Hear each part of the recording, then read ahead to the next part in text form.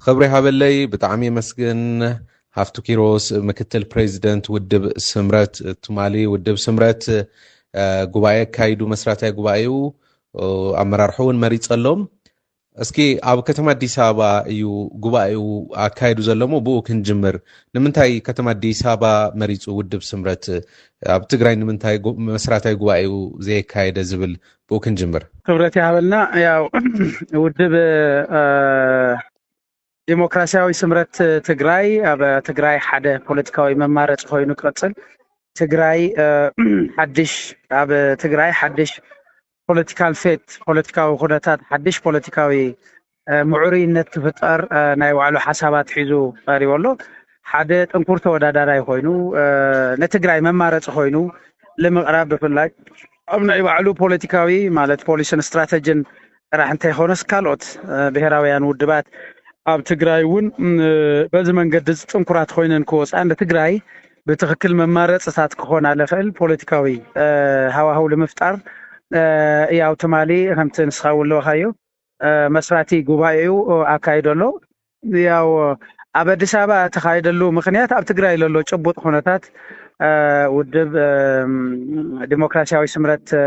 ትግራይ ኣብ ትግራይ ከካይድ ኩነታቱ ስለዘየመችዎ እዩ ያው ኣብ ትግራይ ዘሎ ኩነታት ዘይምዕዳል ኮይኑ ኦር ቃል ስለድልዮ ጉዳይ ኮይኑ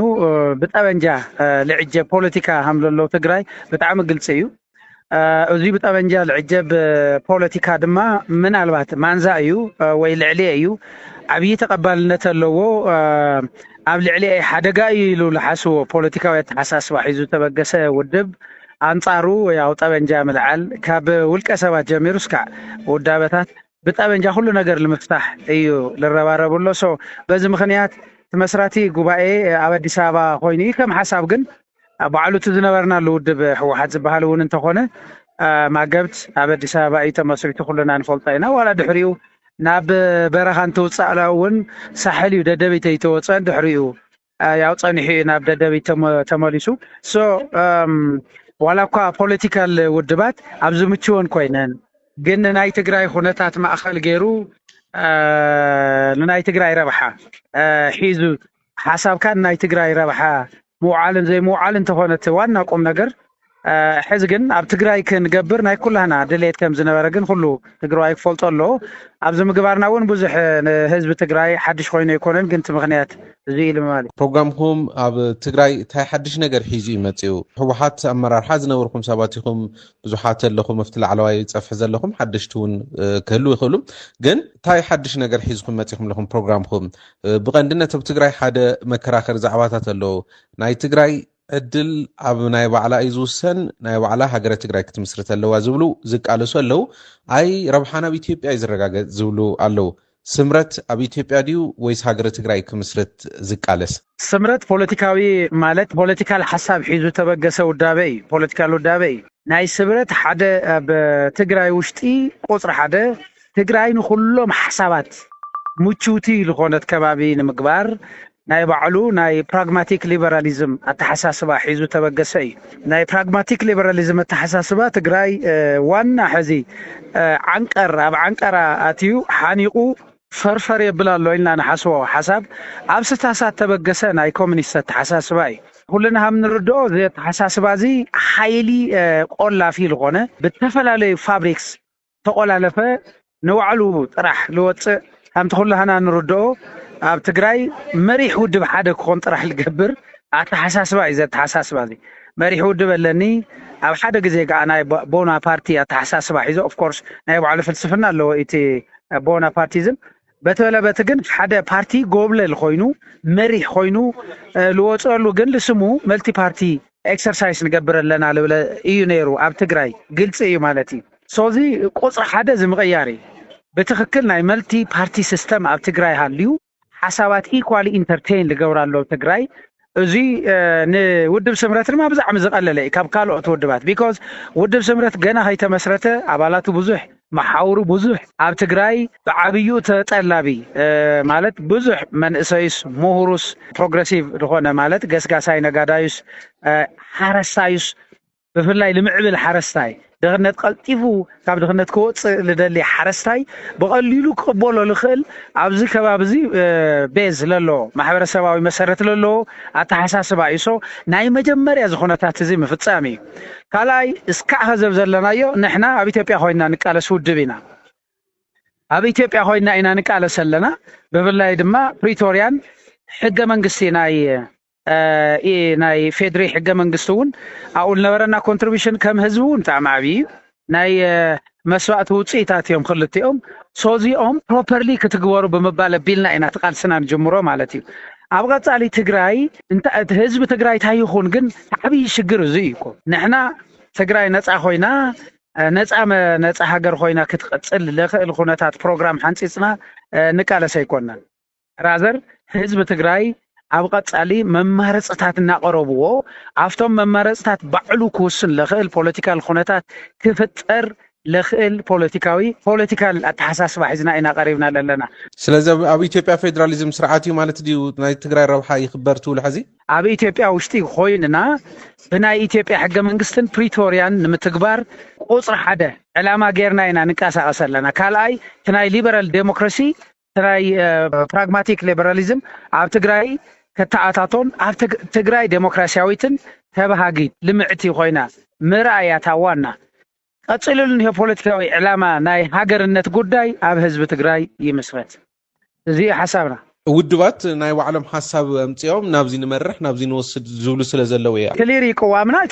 ኢትዮጵያ ውሽጢ ኮይና ንጋደል ኣለና ትዝብለካ ኣለኹ ኣብ ቀጻሊ ድማ ህዝብ ትግራይ ናይ ባዕሉ ውሳነ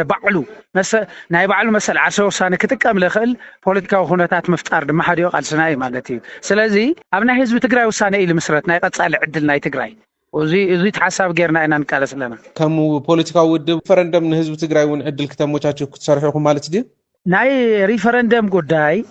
ንሕና እንት ዝበልካዮ ንጹር ፖሊሲታትና ስትራቴጂታትና ካፍታ አንተወሉ ከተሐሳስባ አይዲዮሎጂ ላ ተበገስና ኣብ ቀጻሊ ነቲ ኩነታት እዚ በስ ኢንዶርስ ናይ ስርጸት ናይ ኢንዶክትሪኔሽን ስርዓቲ ክንሰርሕ ኢና ብቀጻሊ ማለት እዩ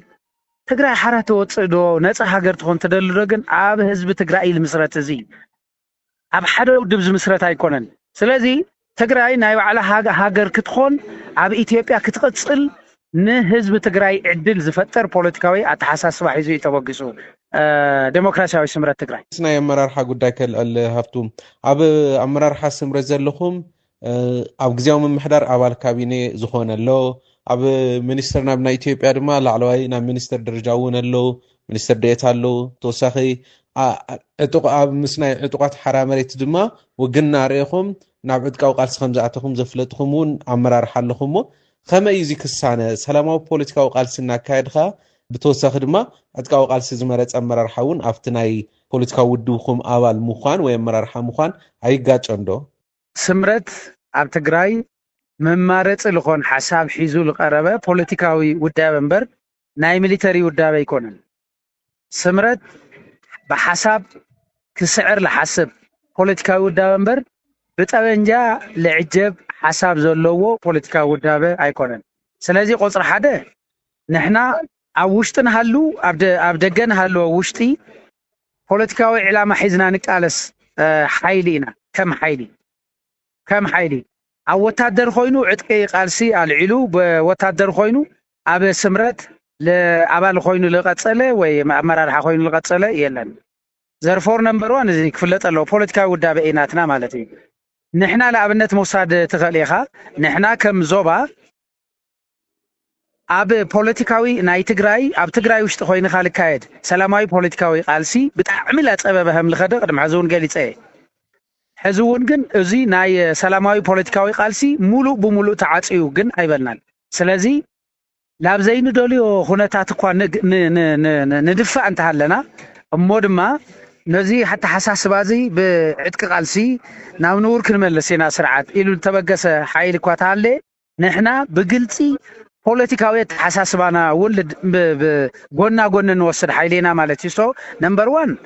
ኣብ እዚ ሓይል እዚ ወይ ስምረት ጽሩይ ፖለቲካዊ ቃልሲ ሒዘ ኣብ ትግራይ ንባዕለይ መማረፂ ኮይነ ትቐርብ እየ ኢሉ ተበገሰ ሓይሊ እዩ ኣብ ትግራይ ድማ ተወዳዲረ ፖለቲካዊ ስልጣን ክሕዝየ ኢሉ ተበገሰ ሓይሊ እዩ ምስ ናይ ኣብ ደገ እንሄ ናይ ዕጡቕ ሓይሊ እንሄዎ ምትእስሳር ልምልከት ከም ሓሳብ ለኣይቲ ኮይንካ ትሓተነ ኣለኻ ንዓኻ ሓዊሱ ካልኦት ሰባት እውን ተዘራ የማነ ንፀጋይ ገብረ ተክለ ንጣዕማር ዓደም እውን ከም ዝድግፍዎ ይገልፁ እዮም ናቲ ናይ ዕጡቕ ሓራይ መሬት ምንቅስቃስ ፖለቲካዊ መራሕቲ እዮም ባይዘወይ ሕዚ ተልዕለለ የለካ ኩሎም ተረዲካይ ፖለቲካ መራሕቲ እምበር ወታደራዊ መራሕቲ እውን ኣይኮኑን ናይ ናብቲ ዕጥቃዊ ቃልሲ ምንቅስቃስ ከም ዝኣተው ብኦፊሻሊ ክዝረብ ስለ ዝሰማዕኹ እየ ክብለካ ታይቲ ኣብኡ እንሆ ኩነታት ልብል እንድሕር ኮይንካ ደሊኻዮ ኣብ ፖለቲካዊ ኣብ ደገ እንሆ ናይ ለኣብነት ቲፒኤፍ ዝበሃል ሓይሊ ዕጡቕ ሓይሊ ብደገ ኣሎ ንፈልጦ ማለት እዩ እዚ ሓይሊ እዚ ሒዝዎ እንሆ ተሓሳስባ ኣነ ምስሊ ሓስቦ ተሓሳስባ ማች ገብሪ ስትሮንግሊ ድግፎ እየ ቁፅሪ ሓደ እንታይ ይብል ትካላትና ነፃ ይኹና ይብል this is ናይ ፕራግማቲክ ሊበራሊዝም ተሓሳስባ እዩ ትካላትና ነፃ ይኹና ማለት ቁፅሪ ሓደ እንታይ ኢና ንሓስብ መንግስታዊ ትካላት ጠንካራታት ክኾና እየን ዝግባእ ትግራይ ፖለቲካል ወይ ናይ ሓደ ውዳበ መሪሕ ውድብ ብምባል ኣይኮንካ ናብ ትግራይ ጥንኩር ስርዓት ትምስረት ጥንኩር መንግስታዊ ስርዓት ይህልወካ ልሰዓረ ፖለቲካዊ ውዳበ ድማ ኣብዚ ጥንኩር መንግስታዊ ውዳበ ኣትዩ ፖሊስታቱን ስትራቴጂታቱን የተግብር ማለት እዩ እዚኣ ኣብ ደገ ዘሎ ዕጡቕ ሓይሊ ድግፋ ኣነ ይድግፋ ናይ ሚሊተሪ ዳኣም ሓደ ኣልዒለ እምበር ወይ መንግስቲ ሃም ሓደ ኣልዒለ እምበር ሚሊተሪ እውን ሃምትልወኽካ ኣነ ናይ ሓደ ጉጅለ ሓሽከር ኣይኮንኩኝ ናይ ህዝቢ ትግራይ ሰራዊት እየ ኢሉ ወፂኡ ባይዘወይ እዚ ከለው ውሽጢ ፍትለ ምቕነላ ተኻየደ ነበረ ኣባላት ቲዲኤፍ ኮይኖም ለካይድዎ ነበሩ ሰልፊ ሰሚዕኻ ኢኻ ኣነ ናይ ሓደ ውድብ ሰራዊት ኣይኮንኩን ፐርፌክት እዚ ሓሳብ እዚ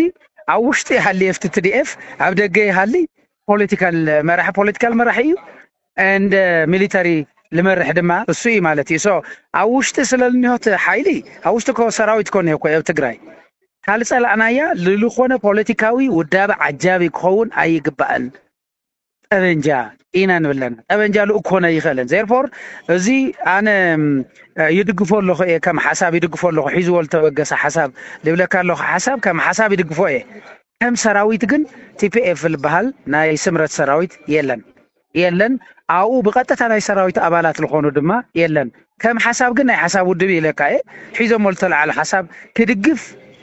ኤንድ ክቃወም ግቡእ እዩ ማለት እዩ ወታደር ምዃነ የድልየንን ንኡ ክድግፍ ንኡ ክነቅፍ በዚ ተሓሰብካዮ ቅድሚ ሕዚ ዋላ ምሳኻ ንውግዕ ተለና ካብ ደጉዓ ናብ ቆላ ከባቢታት ከም ዝወረድካ ምንቅስቃስ እውን ተጠናኽሩ ከም ዘለኹም ኣብ ናይ ትግራይ ናይ ሰላም ሓይሊ ናውጋዕና ነርና ሞ ስለዚ ትወፀለካ ካብኡ ማለት እዩ ካብቲ ምንቅስቃሱ ኣብቲ ናይ ሰላማዊ ናይ ስምረት ቃልሲ ጥራሕ ክትሳተፍ ናይ ትግራይ ናይ ሰላም ሓይሊ ምጥንኻር ማለት ወታደር ምጥንኻር ማለት ኣይኮነን እዚኣ እኮ ኢሉለካ ኣለኹ ናይ ትግራይ ናይ ሰላም ሓይሊ ምጥንኻር ማለት ኣብ ውሽጢ ትግራይ ለለው ፖለቲካዊ ምንቅስቃሳት ነዚ ሓይሊ እዚ ዝድግፉ ፖለቲካ ለዘ ተሓሳስባ እዚ ዝድግፉ ፖለቲካዊ ምንቅስቃሳት ኩሎም ይገብር ኣለኹ ሕዚ እውን ክገብር እየ ክቅፅል እየ ኣነ ዘይኮን ኣባል ናይቲ ሰራዊት እየ ዘይኮን ጠበንጃ ሒዙ መስርዕ ሃልይዎ ኣብ ኣሃዱታት ተሰለፈ ሓይሊ እየ ዘይኮን ከም ሓሳብ ግን ሕዚ እውን ነዚ ናይ ሰላም ሓይሊ እዚ ልድግፍ ውዳበ ኮይነ ግን ክቅፅል እየ ከም ሓሳብ እየ ልብለካ ኣለኹ ስለዚ ኣጠንኪረባ ይቅፅል ኣለኹ ካብ ደጉዓ ናብ ቆላ ይኸደ ኣለኹ ሕዚ እውን ናብ ደጉዓ መሊሰ ክኸደ ትካላዊ ነፃነቱ ሓልዩ ናይ ህዝቢ ትግራይ ዝኾነ ሰራዊት ክህልወኒ ሓደ ናይዚ ናይ ሒዘዮ ዘለኹ አይዲዮሎጂ ወይ ኣተሓሳስባ ሓደ ዕላማ እዩ ስለዚ ከጠናኽሮ እየ ናይ ጋጨን ሃፍቱ ምስቲ ናይ ሰላማዊ ፖለቲካዊ ቃልሲ ከካይድ የልካ ካብ ኢትዮጵያ ቦርድ መረፃ ሰርቲፊኬት ተዋሂብካ ሰላማዊ ቃልሲ ከካይድ ናበልካ ኣብ ሓራ መሬት ተባሂሉ ዝፍለጥ ዘሎ ዕጥቃዊ ምንቅስቃስ ድማ ኣንጻር እቲ ኣብ ትግራይ ዘሎ ሓይሊ ዝግበር ዕጥቃዊ ቃልሲ ምዃኑ ብዕሊ ይፍለጥ ኣብ ገለገለ ቦታታት እውን ተኽስታት ንሰምዕ ኢና ሞ ሰላማዊ ቃልሲ ብዘሎ ብዚ ካሊእ ድማ ዕጥቃዊ ቃልሲ ኣለሞ እዚ ሰይጋጨን ዶ ትሕቶይ ፅቡጥ ኩነታት ናይ እቲ ኣብ በረኻኒ ኩነታት ሞ ነገረካ ሙሌ እንታይ ትሓስቡ ስለለለኹም ወሲድካ ኣብ በረኻስ ወታደር እዩ ዘሎ ኢልኩም ስለትሓስቡ ኣለኹም እዩ ኣብ ደጉዓን ኣብ ቆላን ናይ ዞባ ደቡብ ሙሉእ መንግስቲ እኮ እዩ ወፂኡ ዞባ ደቡብ 14 ወረዳታት ኣለዉ ኣብ ዞባ ደቡብ ሓደ ማሕዳሪ ውሽጢ የለን ሙሌ ሓደ ማለት እዩ 14 ወረዳ እኒሆ መራርሓ ብሙሉእ ኣብ ደገ እዩ 14 እንታይ ይገብር ኣሎ نتي بوليتيكاوي سلاماوي قالسي ستيل يمرح له مالتي إذا بوليتيكاوي سلاماوي قالسي زي دما حدا تكالو ناتنتيو لك خلاي إذا ملك زي ناي ملك حيل زي كابن قدعة حزب تجراي محيوخا ناي موسى ناي مدوراي علامة أي حزنه أبا كل أمريحنة ناي زوبا دوب including تزوبا حاويسو ناي زوبا محدار حاويسو أبرخا إنيو أبر حدا محدار ناي وردا أوردو يلن يزبلك الله أو تعرف برخا خوينو لمرح لوجن ناي وشتي بوليتيكاوي منقسقاسي مرح له وشت خوينو أب دغ خوينو لابنت أبز لمغنا لو صوري خايت خوني خا تي جوجله إيدكم هاو زبل سمع خايت خون تخلي خاي لي حسب أو زوبا دبوب حزون سرح مسرح هيك الكون إلو مجلسي هو إنه قلع مجلسي ويد ما أب أكسوم مثلني مبرهره هو له تمالم ما تشاو موتيون شفتاي بلنا له مالتي ذاتي زاورد سويت ديفرنس ناسري تاينا نقبر لنا زوبا دبوب حزي منغستي ابرخايني نقاومينا زلنا بايزوي اب زوبا دبوب كل ريسورس بانا كحلفلو اي تتقاومنا كهون يودما فور شور كهوني مخنيات منغست دغ اينيو سوتا ايل لكالهو منغستي زوبا دبوب تግራይ ابناي زوبا دبوب تግራይ هنصا ايكونن زولو منغست زوبا دبوب تግራይ ايفرسن حزور بتكبار يفرسن منغستي زبادو تግራይ اب قلان اب دغعان خوينو حزبو يمرحلو اسكع خزي حزبو يمرحلو بوليتيكاوي مريحنت يهولو بچبوط ازي تصلاون لمسكرو يحزون ان هافتو ناي نبر محدار لغدفو اب زوادو بلولو بناتو صواوعا غبيص تسفا لنقساقس حيلي مسرح خدي انني هيلو مغلص وصي بسرعه እዚ ማለት ንሕና ኣብ ውሽጢ ንሰርሕ ኣለና ኣብ ዘዋደው ብኮ ተሪኦ ኮለኻ ኣኼባ መካበይ ትኽእልን ተማል ኣከው ኣኼባ ፒፒ ኣብ ትግራይ ካብ ልጎወሮ ልላዕሊ ናይ ጸጥታ ሓለዋ ገይሮም መካይዶም ካብ ጫፍ ናይ ማጨው እስከ ካብ መእተው ጫፍ እስከ መውጽእ ጫፍ ናይ ማጨው ብሰራዊት ፎርቶ ተፈልጦ ተኾነ ማጨው ፎርቶ ዲሽቃ ተኺሎም ኣብ ፎርቶ ማለት ከምዚ ዓይነት ውርደት እዩ ውርደትኦም ሒዞም ኾይዶም رؤسهم مرنينهم يوم خيدهم فورزات ماتر الحاد دراش مني أتى يجزع مزعتن فلتصل الخونة الصومالتي كابزد على الحزب ورديتي اللي وزير ما نحنا نكسر أصل لنا أنا سلازي كم منقستي ناي حزب ونلولو دكاين منقستين أبرخا يوم نيو كلير لي دما دكاين منقستين أبرخا له دكاين منقستين لافتنور بوتهم سقعلموتو كقالسيه ناتخا حانت ليت حدر إيليغال دما حقاو لي يخون سرعات أي قبلن يلو حزب طاويا نور يوم صو حد ما نور وناوك قالسو لقدفنا يوم بصوتون لو يقالسو عب زخبابز بدن بكتردو تخللك مالك ስለዚህ ትፍልልይ ዝዩ መንግስት ዘዋደው ትግራይ ያበረሃይኔ ምስናይ ግዚያው ምምሕዳር አባላት ዘለው ናትኩም አባላት ድማ ሕቶከል አልደለ بتخلي قد خمت عن توزول خا أبعد كاو قال سيز مرتة ويدو مافت برخا حرام مريت زللو أو جزء من محدار خوينم ناي كابيني أول للا الماز أفتناتكم مرر حخوينم تمريت أمر لنا مو خمي كتاع عمز قد دايزي الماز تخكليها على عيا أبزون نايتي ودب قد داي فتس أميت كافتهم شو عتا خوينا تمريت ألا مالتي سو زي بيزيكالي تلحتى تخان نحطو لتي عبا حد ጉጅለ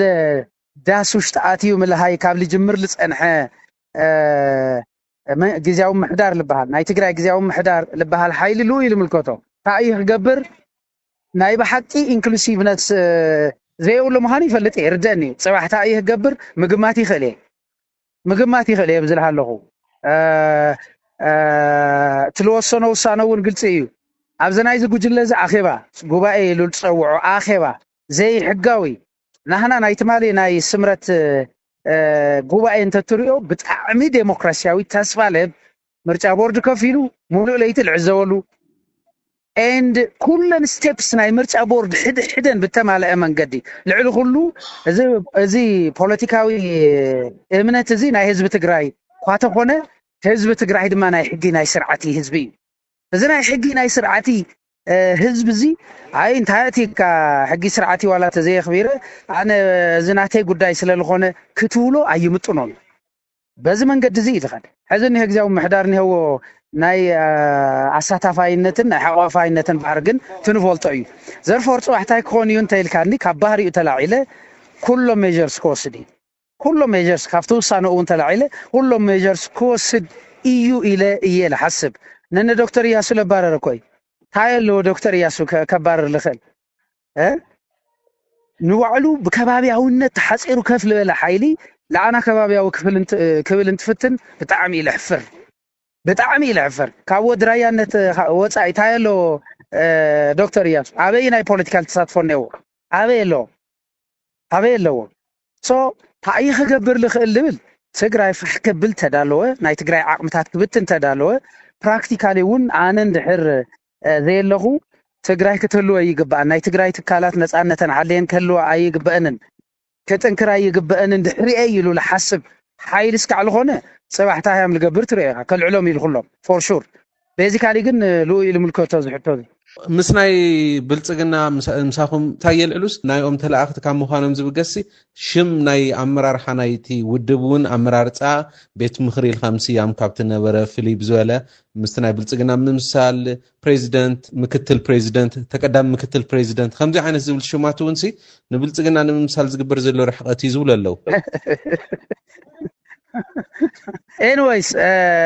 ስምረት ከምቲ ያው ኩሉ ሰብ ዝርድኦ ካብኣታቶም ወፃኢ ኩሉ ሰብ ዝርድኦ ትግራዋይ ውድብ እዩ ምስ ብልፅግና ሕዚ ቀሪበ ይሰርሕን ተይሉ ናይ ብልፅግና ብርክላስ ዓመል ውዕል መን እዩ ይፍለጥ እዩ መንም ዝኾነ ንሕና ናይ ህዝቢ ትግራይ ብርኪ ኢና ንስዕም ናይ ልኾነ ፓርቲ መገልገልቲ ይኾንና ናይ ልኾነ ፓርቲ ዕላማ ሒዝና ንብገስ ኣይኮናን ልጠቅም እንድሕር ኮይኑ ካብ ኩሎም ኖት ኦንሊ ካብ ውሽጢ ካብ ደገ እውን ልጠቅም ድሕር ኮይኑ ሃም ሓሳብ ክትወስድ ግቡእ መእንተ ህዝቢ ትግራይ ኢልካ ማለት እዩ ሶዚ ምስ ብልፅግና ለተኣሳስር የብሉ ኣይኸውን እውን ድሕር ምስ ብልፅግና ለተኣሳስር ሃልይዎ ኦል ዘ በጀትስ ዘ ሪሶርስ ዋላ ትእዛዝ መፈፀሚ ፈሪሙ ዚአን ክትፈፅም ኢኻ ዘን ኣክቲቪቲ ዚአን ተባሂሉ ህዝቢ ትግራይ ዶ ደኣ ውዕሊ ኮንትራት ኣሲሩሉ ምስ ዝሕዝኒ ኣይዘር ግዜያዊ ምሕዳር ወሎ ኦር ግዜያዊ ምሕዳር እውን ሃለየ ትጉጅለ ስለዝኾነ ምስ ህዝቢ ትግራይ ለኣሰሮ ኮንትራት ኣሎ ምስ ብልፅግና እኮ እቲ ኮንትራት ኣሲርዎ እኒአ ንምንታይ ልምቅላድ ሃም ልሕሰብ ኣይርድአኒ ዋላ ለኤኒባዲ ማለት እዩ ሶታ እየ ልብል እዚ ውድብ እዚ ከም ውድብ ናይ ባዕሉ ርእሱ ዝኸኣለ ውድብ እዩ መማረፂ ሓሳባት ሒዙ ዝመፀ ትግራዋይ ውድብ እዩ ትግራይ ድማ ብሩህቲ ናይ ኩሎም ሓሳባት ደጋጊመ እየ ዝዛረቦ እዚ ኩሉ ሓሳብ እኒሄኒ ልብል ሰብ ኣትዩ ክሳተፈላ ክሰርሐላ ግቡኡ ክዋፅአላ ኣስተዋፅኦ ተሃልይዎ ናቱ ኮንትሪቢሽኑ ኮንትሪቢዩት ገይሩ ልሕሸት ትግራይ ልምዕቲ ዲሞክራሲያዊት ትግራይ ክርኢ ኢሉ ተበጊሱ ዝተበገሰ ውድብ እዩ ሙልጌታ ኣብ መወዳእታ ውድብ ስምረት ኣብ መቐለ ኢሉ እውን ኣብ ካልኦት ከባቢታት ትግራይ ማእዝዩ ስሩዕ ምንቅስቓሱ ክጅምር ሆፕፉሊ ኣብ ቀረባ ንሪኦ ኢና ኢለ ይሓስብ ኣብ ትግራይ እኒሄ ኩነታት ኣብ ቀረባ ክዕሪ ብህዝቡ በተው እኒሄ መንእሰይ ኣብኡ እኒሄው ፖለቲካዊ ውዳበታት ብናይ ትግራይ ብናይ ባዕሉ ዓቕሚ ኣብ ህፁፅ መልክዕ ክሕዝ እዩ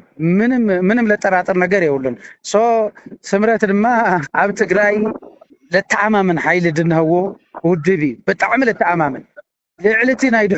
ናይ ድሕረት ጉጅለ ልዕሊ እዩ ልዕልቲ ናይ መልክ ጉጅለ ልዕልቲ ኣነ እየ ልብል ጉጅለ ብርግፀኝነት ሰላማዊ ዴሞክራሲያዊ ብልኾነ መንገዲ ኣብ ትግራይ ምንቅስቓስ ልኽእል ኩነታት ተፈጢሩ ስምረት ዓይነት መልክዕ የልዮ ህዝቢ ትግራይ ይፈልጦ እዩ ማለት እዩ እዚ ናተይ ናቦይ ግዛዕ ብልብል ጥራሕ ክትመርሖ ትኽእል ህዝቢ ይኾነ ህዝቢ ትግራይ ኣብኡ ኢና ክነፅንሖ ደሊና ኣብቲ መሪሕ ውድብ ተሓሳስባ ኢና ክፀንሕ ጌርናዮ እስካዕ ሕዚ መማረፅታት ክርኢ እቲ መሪሕ ውድብ ልብል ተሓሳስባ ለትግራይ ኣብ ዘውፅሕዋ ሶ ሓድሽ ነገር ክርኢ ሓድሽ ተሓሳስባታት ክርኢ ልኽእል ኩነታት ደቆ ድማ ልተኣኻኸውላ ዓባይ እንድ ምዕብልቲ ትግራይ ንምርኣይ ልኽእል ኩነታት ስለዝፍጠር ኣብ ሓፂር ግዜ ክንሪኦ ኢና ኣብ ሓፂር ግዜ ማለት እዩ ብጣዕሚ የዘመስግን ሃፍቱ ኪሮስ ምክትል ፕሬዚደንት ውድብ ስምረት ክብረት ይሃበለይ ብጣዕሚ የዘመስግነካ ይቐኒለ ሙልጌታ